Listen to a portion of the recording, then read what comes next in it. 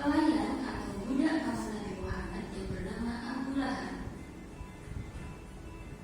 Kemudian setelah itu Nabi Muhammad ketika kecil diserahkan oleh ibunya kepada seorang wanita Bajiyah yang bernama Halimatus Sa'diyah dari Bani Sa'ad. Halimah pun merasa berbahagia karena menjadi ibu susu Nabi Muhammad. Penghidupannya berubah menjadi lebih baik. Semula dengan makanannya kurus, kehidupannya cukup menderita, dia termasuk keluarga yang miskin dengan perawakannya yang cukup kurus, dan sesuai dengan keadaan ekonominya waktu itu, anak kandungnya sendiri pada mulanya sering menangis karena kelaparan dan kekurangan air susu. Namun, pada saat itu datanglah pertolongan Allah karena Halimah sudah menyusui dan mengasuh Nabi Muhammad. Dan pada saat itulah binatang ternaknya kembali berkembang biak, anaknya subur, kehidupannya makmur, air susunya menjadi banyak sehingga anaknya tidak merasa kelaparan lagi. Dan Halimah pun menjadi gemuk dan sehat.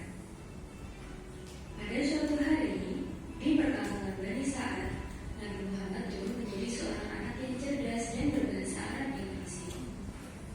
Nah, suatu ketika Nabi Muhammad sedang bermain dengan teman-temannya, dan saat itu Nabi Muhammad didatangi oleh dua orang laki-laki berbaju putih.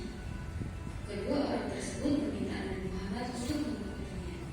Nabi Muhammad pun mengikuti, dan ternyata kedua lelaki tersebut adalah malaikat Jibril dan malaikat Mikail. Nah, kira-kira ada apa ya antara malaikat Jibril, malaikat Mikail dan Nabi Muhammad? Pada usia 4 tahun. Dan pada saat itulah Nabi Muhammad kembali hidup bersama ibu kandungnya. Baik, sampai di sini apakah anak-anak sudah paham? Tadi kan sudah ada video ya. Sudah paham? Sudah. Kalau begitu itu punya KBB. Ini dikerjakan satu kelompok satu ya. Ya, Bu.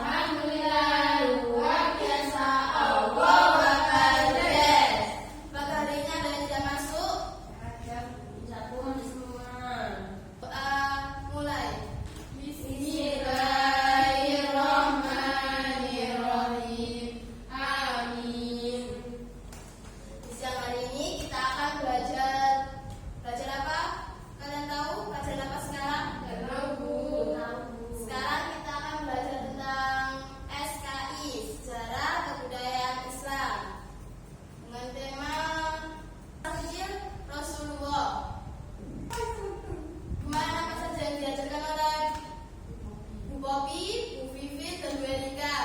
Ada yang bisa menyimpulkan? Berarti tahu itu. Lupa Bu. Soalnya nggak belajar. Berarti murah Bu.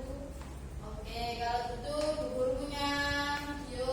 Semoga kalian ingat kembali yang kemarin-kemarin. Ya Bu.